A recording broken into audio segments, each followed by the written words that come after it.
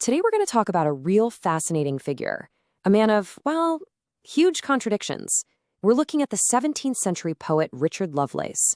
He was a soldier, a romantic, totally loyal to his king, and also a prisoner. And it was right from that prison cell that he wrote some of the most powerful lines about freedom you'll ever read.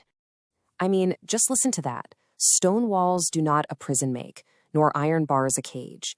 These are, without a doubt, his most famous words. And get this, he wrote them while he was literally locked up for his political beliefs.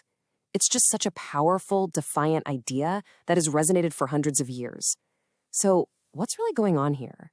That's really the big question we're going to try and answer today. How does a man in shackles become this icon of total liberty? To get the poetry, you have to get the man.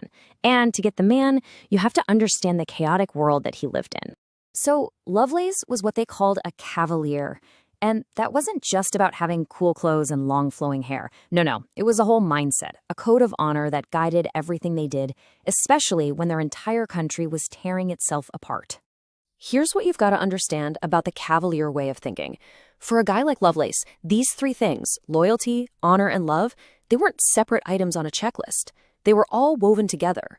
You couldn't have one without the others. Being honorable meant being loyal to your king, and only an honorable man was worthy of his true love's affection. This idea is the absolute key to unlocking all of his work.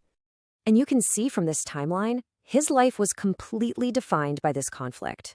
The English Civil War wasn't some far-off event for him. It was the crisis of his lifetime. And his absolute dedication to King Charles I?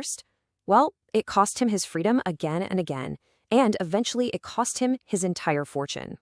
Which brings us to this incredible conflict that really sparked his most famous poems. And it's a dilemma that I think we can all relate to, right? What do you do when the two things you love most in the world are pulling you in completely different directions? So on one side, you've got Lucasta. That was the poetic name for his beloved, a woman named Lucy Sacheverell. He wrote this incredible collection of love poems all about her. But on the other side, you have his unshakable duty as a cavalier to go and fight for his king. In his poem, To Lucasta, Going to the Wars, he's literally trying to explain to the woman he loves why he has to leave her to go to battle. And this is how he pulls it off. It's just brilliant. He doesn't say he's choosing duty over her. Not at all. Instead, he argues that doing his duty is the greatest expression of his love for her. By going to war, he's proving that he's an honorable man, and therefore a man who is actually worthy of her love. It's such a clever, perfect piece of Cavalier logic. But, that kind of loyalty comes with a price. For Lovelace, it meant getting thrown in prison. And yet, it was right there, in that tiny, confined space, that he came up with his most powerful ideas about what it really means to be free. The poem is called To Althea from Prison, and it is his absolute masterpiece on this topic. He's physically trapped, but he's writing to his love, Althea, to explain that, you know what? His spirit is still soaring.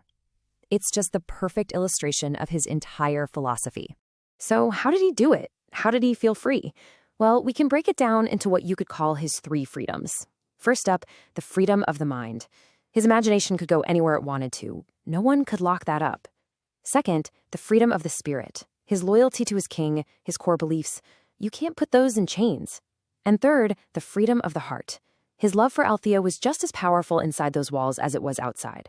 For Lovelace, as long as he had those three things, he was a free man. Period.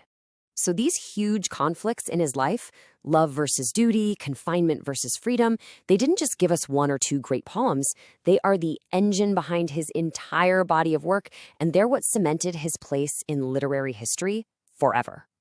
And while it's easy to just focus on those prison poems, it's pretty amazing to see his range. He wrote about seizing the day in The Grasshopper. He got all witty and playful about love in The Scrutiny. He wrote these straight-up powerful poems of loyalty, like To the King. And then he could also just paint these beautiful, peaceful pictures of nature and romance, like a total escape from the chaos of his time. And that, right there, is his real legacy. Lovelace took all the intense pressure and hardship of his own life, the war, the love, the politics, the prison, and he spun it into universal art. He basically left us a roadmap for how the human spirit can find its own liberty, even when it's cornered. So that kind of leaves us with one final thought. Lovelace found his freedom in his mind, in his loyalty, and in his heart. He proved that stone walls and iron bars were no match for his spirit. And it makes you wonder, doesn't it? In our own worlds, with all of its own pressures and constraints, where do you find yours?